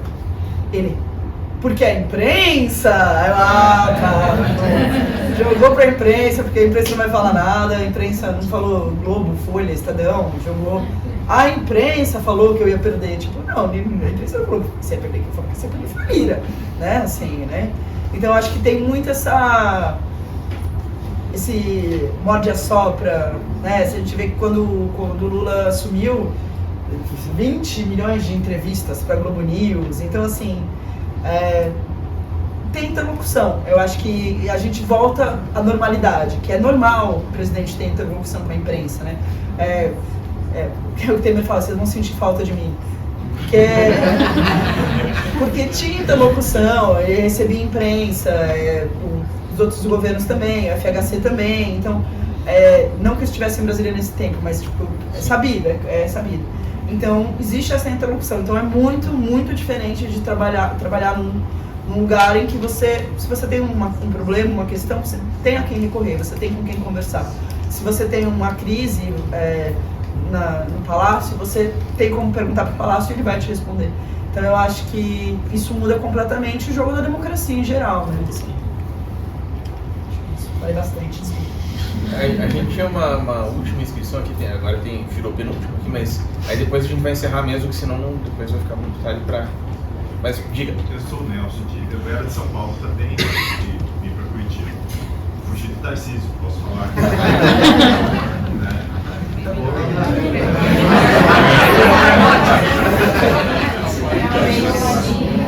Mas para mim tem a ver, que boa parte da obra que foi ligada ainda foi realmente um documento histórico. Mas isso tudo é a normalidade que você fala. Você está em Brasília, né? O Cristiano também agora. Aí, e personificar, colocar isso no Bolsonaro, o Cristiano coloca isso sempre, e vendo essa normalidade, se é que dá para falar que está normal, não vai deixar, não vai fazer com que, ou não pode fazer com que isso possa se repetir, porque não é o Bolsonaro, né? Ou não foi. Brasília passa isso. Brasília mostra que tem uma acomodação e que os responsáveis, eles estão os lá? malditos milicos, eles vão continuar com esse poder. Eu acho que... E fomentar isso de novo. Eu acho que isso é muito claro, acho que para todo mundo, né? Que daqui Sim, eles estão muito fortes no Congresso, né? Tipo, a gente viu a base do Lula pedindo impeachment, sabe? Assim, o Lula não está assumindo um Brasil que ele assumiu antes, que ele consegue coesão, né? Ele está assumindo um Brasil bem quebrado, e um Brasil... Até com as ferramentas do presidencialismo de coalizão machucadas, né? Vocês têm uma campanha ali, né, para punir os milicos e tal, assim, que até agora não funcionou, né? Eu acho que essa CPMI, por exemplo, foi meio que um tiro no pé, né? Porque quem pediu foram os bolsonaristas, né? E acabou que a esquerda não queria, o PT não queria, e aí falou, então vamos. E aí agora os bolsonaristas estão, não, peraí, não, também a gente precisa também bem tanto, assim, sabe? Então eu acho que, não sei o que vai dar na CPMI, mas eu acho que vai deixando mais claro quem é quem, esses pequenos acontecimentos. Eu acho muito perigoso a mentalidade do ganhamos a guerra quando o Lula entra no poder. Eu acho muito perigoso o vamos passar pano pro Lula, porque ele precisa fazer um governo bom, porque senão eles voltam no poder, não tem outra saída, né? Ou vai ser o Lula alguém que ele prepara, ou o Tarcísio, o Bolsonaro alguém que ele prepara. Então porque é isso que para esse caminho que a gente está arrumando, para mim, acho que para todo mundo em Brasília isso é muito claro, assim, e me incomoda muito essa coisa de não é o momento de criticar o Lula, sabe? É o momento de criticar o Lula, pra gente construir, pra reconstruir um país, porque se a gente passa pano, a gente só vai extremar as bolhas. E a decepção, eu acho que principalmente, eu sei que eu ouvi falar isso, mas a decepção principalmente do mercado vai afetar as eleições, porque a diferença foi de 2 milhões só, né? 2, 3 milhões. É muito pouco para tudo que aconteceu, né? Então, assim, morreram 700 mil pessoas, foi só 2 milhões. Então, pra mim, eu acho que a única saída da gente não deixar a extrema-direita voltar ao poder é olhar, não com uma crítica vazia, mas olhar com um olhar crítico para o governo construtivo, para que a gente consiga fazer esses 4 anos serem bons para o Brasil, para que isso possa continuar nesse caminho e não ser retomado pela extrema-direita. Pelo menos essa é a minha visão, assim. Mas eu sei que muita gente acha que não é o momento para criticar. Eu acho que numa república madura você consegue bater com amor e falar isso aqui tá errado. E é isso que a gente tenta fazer, assim. Você sabe que essa frase é fora de contexto? É um vacilo isso aí. Chama o Botafogo, apoia a violência. Sobre a violência doméstica, o que você tem a dizer? Aquele Pedro Paulo do Rio de Janeiro. Tinha uma última pergunta lá atrás, então eu juro que é a última agora daí. Isso. Meu nome é Thiago, tenho 35 anos, eu nasci aqui em Curitiba. A minha pergunta vai mais ou menos na linha que vocês estavam falando agora. Como vocês mencionaram antes, a gente estava isso aqui no golpe e no possível retorno à ditadura. E esses 4 anos que passaram foram 4 anos assim que, como eu posso dizer, foram fáceis de se posicionar, porque era um absurdo atrás do outro. Até como o colega falou, eu comprei o teu livro na pré-venda, recebi e mostrei para várias pessoas, eu recebi em casa, falaram, um livro da tal jornalista e tal. E as pessoas iam folheando, cada página o olho ia regalando mais. Foi tanto absurdo que eu não e mesmo assim foi 2 milhões de votos. E agora nós estamos voltando, digamos, para uma presidência normal, onde não está tendo tantos absurdos, ou pelo menos não tão distantes. Aí a minha pergunta é para vocês, como jornalista, comunicador, como que a gente mantém essa direita que cresceu no canto deles, porque, querendo ou não, nesses 4 anos, de certa forma, fizeram experimentalmente uma incompetência que é um absurdo. Mas hoje a gente tem o Lula, que vai, digamos assim, uma vitória, um escambau, uma volta da democracia, mas nós já, pouco a pouco, nós já estamos voltando às notícias como mencionaram, o mercado reage mal a não sei o que, a Faria Lima, isso. E esses são os tópicos que eles vão utilizar para tentar voltar o poder de um outro para ver se trazer um Bolsonaro. Não um Bolsonaro, mas alguém menos maluco. Então eu quero saber qual é a perspectiva de vocês como comunicadores para esses próximos 4 anos. E fazendo um gancho, uma pergunta que você ficava aqui logo, teve uma polêmica tua com uma foto que você tirou do Lula. Quase se acabou, hein? Aquela do vídeo quebrado. E isso vai, para mim, está mais ou menos linkado com a pergunta anterior, porque, querendo ou não, a gente é um país muito desigual. E isso está junto na questão da educação, da capacidade das pessoas interpretarem a informação, gráficos, dados, etc. Acho que todo mundo aqui tem um parente ou amigo que estudou, se formou, graduou e acreditava em todo e qualquer absurdo que era falado pela essa galera, porque não conseguia ter uma interpretação do texto, não conseguia extrair essa informação.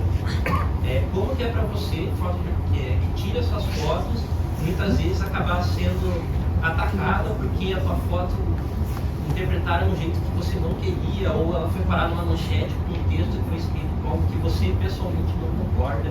Como que é essa separação para você? Vocês querem falar a primeira parte? Pode, toca aí. Sobre as perspectivas políticas dos próximos 4 anos, acho muito difícil. Porque o Brasil é foda, né? O roteirista do Brasil não descansa. Mas eu realmente acho que a gente está fudido. Se não tiver um bom plano e um bom governo nesses próximos 4 anos, vai vir uma direita disfarçada, né? Eu sou a favor da alternância do poder justamente para não acontecer aberrações como aconteceram, né? Então, assim, até penso, minha opinião, pessoal, puta, se o Aécio tivesse ganhado, quem sabe... É triste. Né? Nossa, Sim, assim. Deixa eu só... Podia ser a Marina, né? Podia ser a Marina. Podia ser a Marina. Podia ser a Marina. Podia ser a O Marina. Círio, sei lá. O Círio. Então, assim, mas, entendeu? Se tivesse uma alternância no poder, a gente não sofreria o impeachment, não teria vindo essa aberração que veio. Agora, não sei, esses primeiros meses eu não estou muito otimista, pra ser sincera.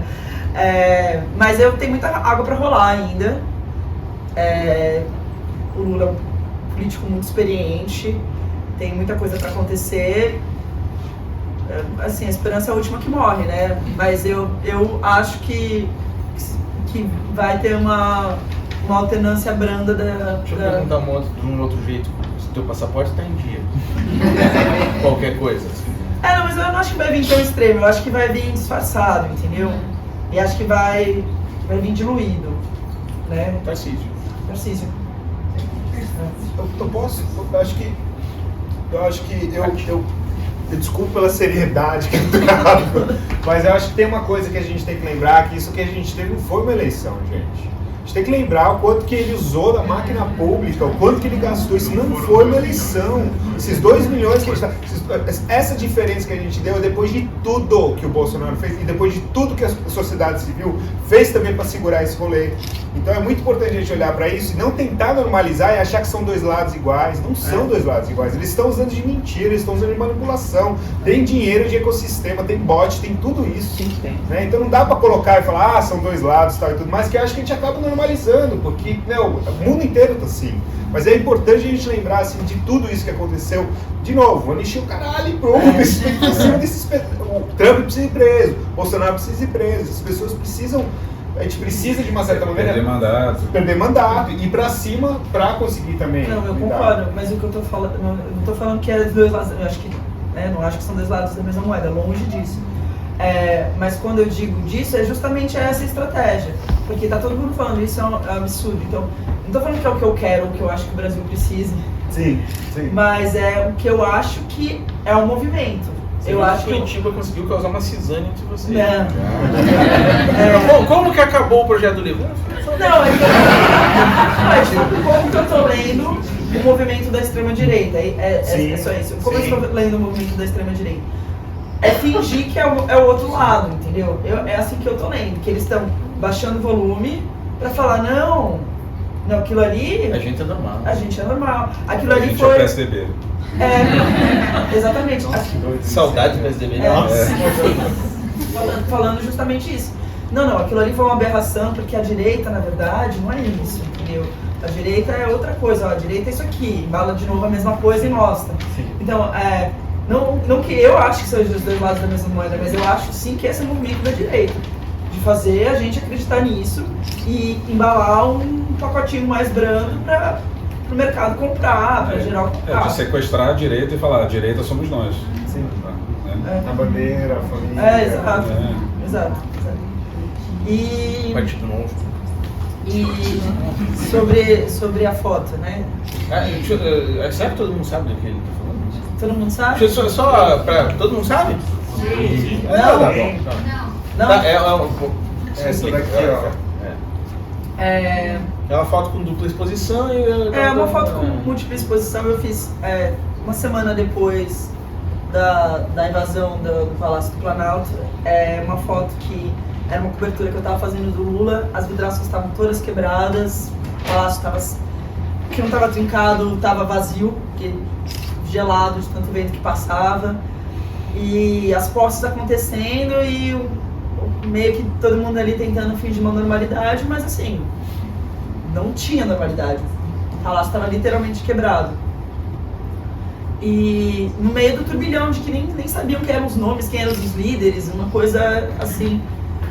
E aí eu fiz essa foto, que é uma foto que eu particularmente nem acho uma grande foto, assim, é só mais uma das minhas fotos, não é um dos meus melhores trabalhos, mas é uma foto que eu gosto, que é uma múltipla exposição, né? Que uma múltipla exposição é basicamente na fotografia, você faz tudo com um arquivo único, é um JPEG só.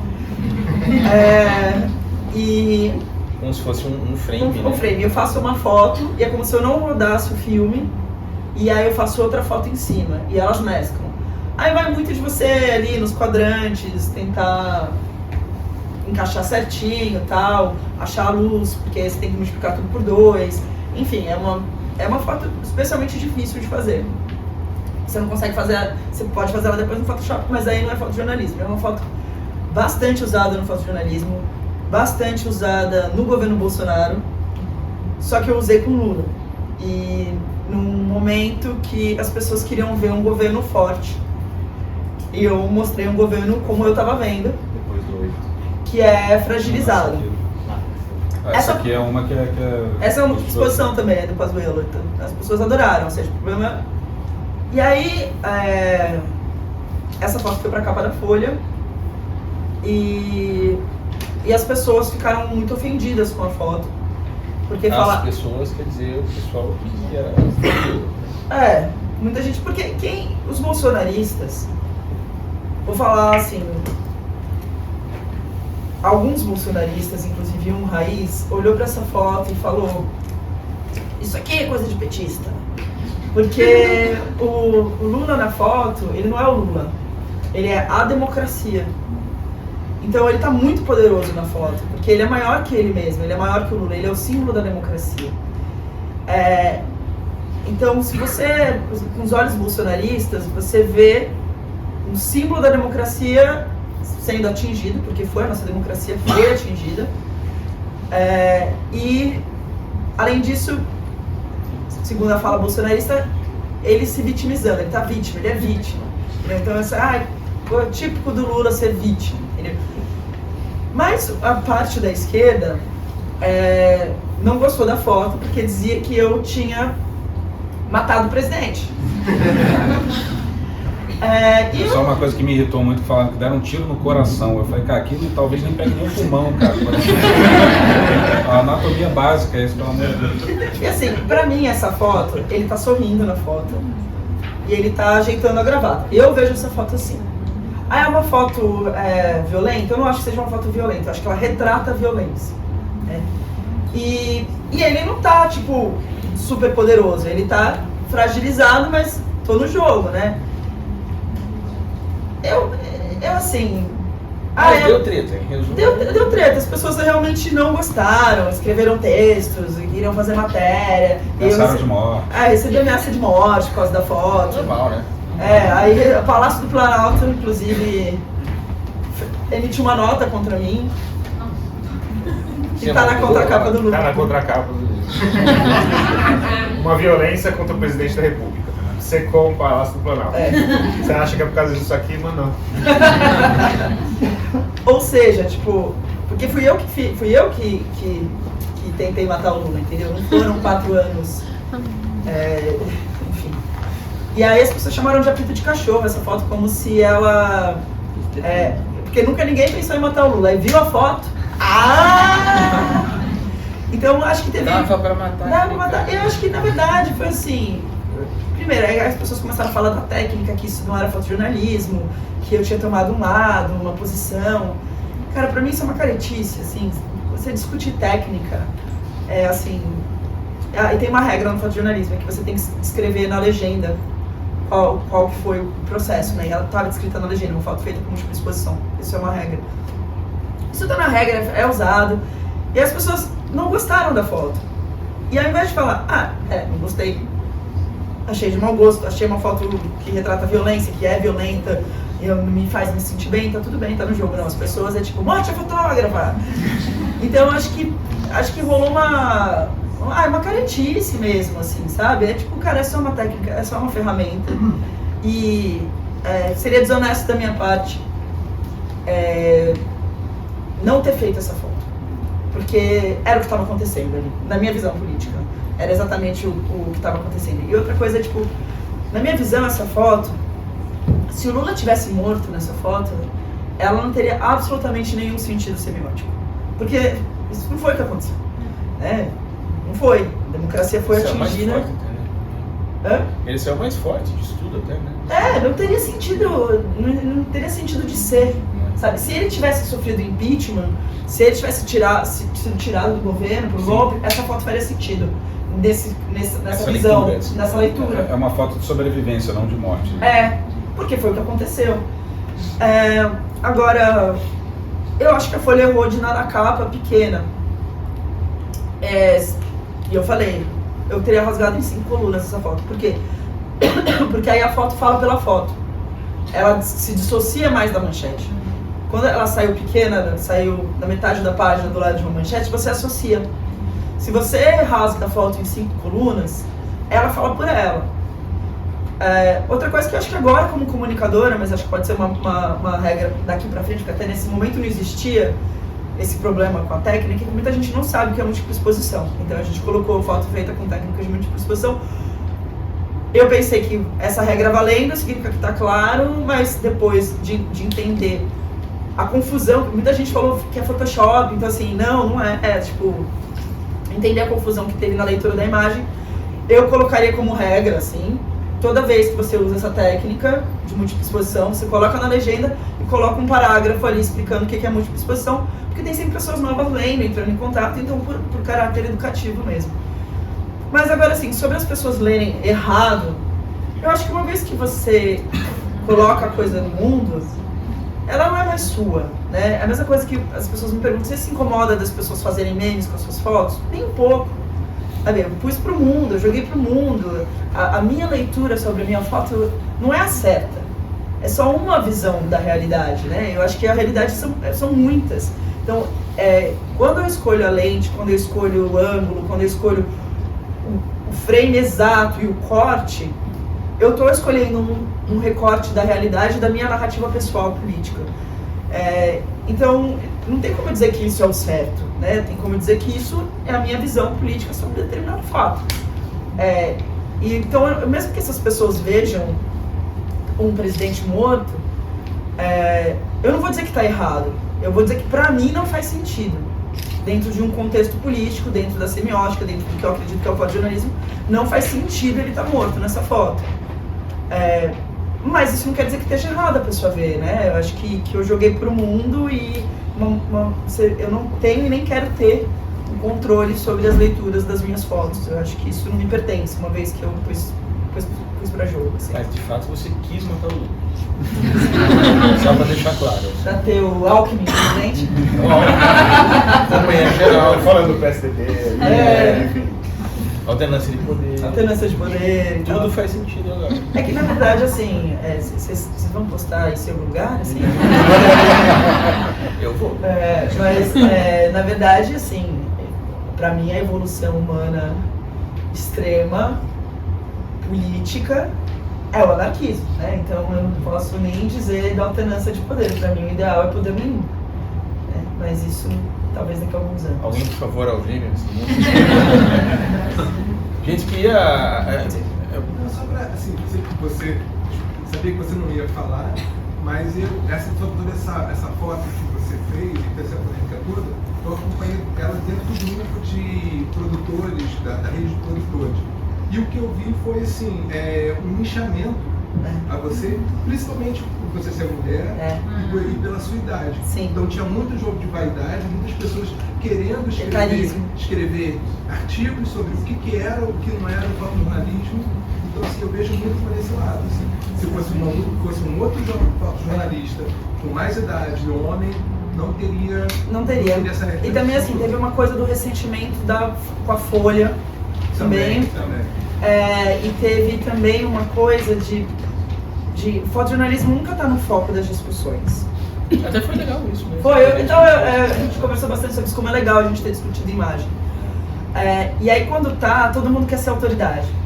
Então, e você... mas também é uma diferença muito grande do mundo real para o mundo virtual. O mundo virtual, todo mundo que critica grita muito mais alto, quem concorda fica quieto. E no mundo real é o contrário. Então assim, o Padilha veio falar comigo, o Pimenta veio me pedir desculpa, falar que aquilo foi um absurdo. Então assim, dentro, o Randolph também veio falar comigo, falou que gostou da foto, que não entendeu porque. Então assim, vários deputados, então assim, dentro, no mundo real, a coisa não acontece do mesmo jeito do que o virtual. O virtual, as pessoas querem se promover em cima da outra pessoa. E eu entendo que eu sou uma pessoa que tem visibilidade. Então, uma pessoa que tem visibilidade no fotojornalismo, sendo mulher, incomoda. Sendo mulher jovem, incomoda mais ainda. Se eu fosse preta, então, meu Deus, entendeu? Então, eu entendo que o mundo tá assim. E todo mundo quer falar, e todo mundo quer dizer que sabe mais. Tá vendo? Eu sabia que ela não sei o quê, entendeu? Folha aqui, não, porque as pessoas esperam você tropeçar, entendeu? Elas esperam você escorregar. E eu acho que uma coisa que também causou um pouco de indignação é porque em nenhum momento eu pedi desculpa, porque eu não acho que eu escorreguei. Eu defendo meu trabalho, eu acho que a foto é legal e eu teria dado em 5 coludas. E eu duvido que qualquer outro fotojornalista não teria feito essa foto, entende? Então, eu duvido. Porque é um debate que eu já tive, mas se fosse um reflexo eu teria feito. Então, o problema não é a mensagem que passa, o problema é a técnica. Então, assim, qual é o problema dessa foto? O problema é talvez que você não tenha feito. Então, também tem muito... Então, tem muito disso, assim, né? E gente que é muito incomodada também. Eu tento dividir muito meus processos nas redes sociais, porque eu acredito na democracia, do fazer imagens, porque eu acho que o fotojornalismo só se fortalece quando você tem mais vozes plurais dentro dele, porque as pessoas se reconhecem e você ganha credibilidade do fotojornalismo. Antigamente eu achava que o meu papel era dar voz a quem não tinha. Hoje eu acho que é criar espaços para que as pessoas tenham suas próprias vozes dentro do fotojornalismo. E isso também incomoda, porque o fotojornalismo não é tão difícil, não é glamorizado, e qualquer um pode fazer, e sim, você pode fazer no seu celular. E isso incomoda os católicos do fotojornalismo, porque não, porque é glamour, não, porque eu sou um fotógrafo, e eu não gosto dessa punhetagem, né? Pra mim isso, e vai lá, faz, você tem acesso ao poder, você pode criar, você tem o poder na sua mão. Hoje o celular é uma puta ferramenta. E eu acho que isso também, o alcance das redes sociais, porque eu comecei a fazer, acho que o que me tornou conhecido nas redes sociais foi a coisa do dividir os meus processos e não é tão difícil assim, sabe? Porque eu tinha pessoas generosas que me ensinaram também. E aí o alcance das redes sociais incomoda as pessoas, tipo, ela é arrogante, ela é vaidosa, porque eu sou mulher, porque se eu fosse homem, seria, nossa, como ela tem uma postura firme, né? Nossa, como ele é determinado, como ele sabe o que faz, como ele é forte. Então tem tudo isso, assim, sabe? Então quando eu falei que fotojornalismo pode ser arte, nossa, entendeu? Não pode. Então, mas eu acho que isso tudo é uma discussão meio careta dessa galera, assim mesmo, sabe? Tipo, discutir o que é arte, fotojornalismo pode ou não pode. E essa discussão, assim, é tão surreal pra mim entrar nisso e achar que o fotojornalismo, que a fotografia ou qualquer coisa represente realidade, assim, nem questionar o que é realidade, sabe? Então, essa pra mim é uma discussão ultrapassada, e que as pessoas quiseram falar mais alto, porque era um momento, talvez, muito triste isso, mas momentos que a imagem estava sendo ouvida. Então, muita gente de imagem falou muita coisa, porque a gente não discute muita imagem. Então, aquele era um momento que elas tinham para discutir. Discute nem ética, né? No fotojornalismo. Exatamente. E é muito interessante também, acho que vale lembrar que alguma coisa quebrou aquele dia. Né? Tem um antes e tem um depois disso. Acho que e você traz o novo, você traz as redes, você traz mais espaço contra o mundo velho, que é de impressos, que tem, né? Então tem uma coisa do novo e do velho aí que está acontecendo, que eu acho que esse dia em particular, quando a gente passou aquelas 24 horas, todo mundo dando aula de semiótica, no Twitter, todo mundo de repente saberia tudo, que é muito uma coisa da rede, né? Eu tô certo, vocês estão todos errados, aqui ó, eu tô certo, tentando se impor, né? Minha timeline, é o meu Twitter, é o meu status, e eu acho que você traz um pouco isso, falando, não, já era, perdeu. E acho que não amola, não amola, né? E aí você tem todo mundo reclamando, tal, e tudo mais, etc. Mas vocês reclamam de ferramenta, então, de tecnologia. Eu estou sofrendo uma certa pressão aqui, que tem bastante gente lá embaixo querendo ensinar. Eu só queria encerrar aqui falando duas coisinhas bem rápidas. Assim, primeiro, um imenso agradecimento aos três por terem aceitado o nosso convite e vir a nossa universidade aqui.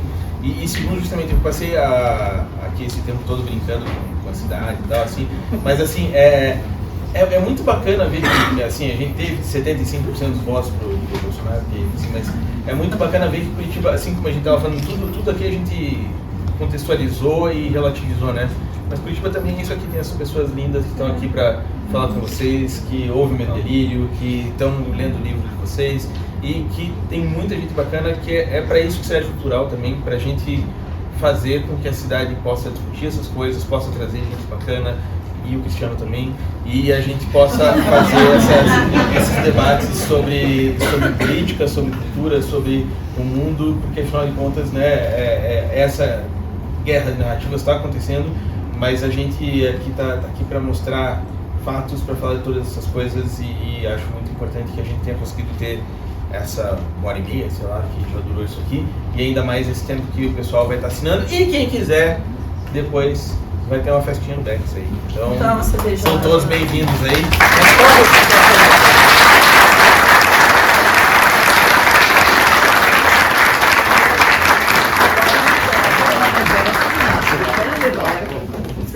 Valeu, gente. Valeu.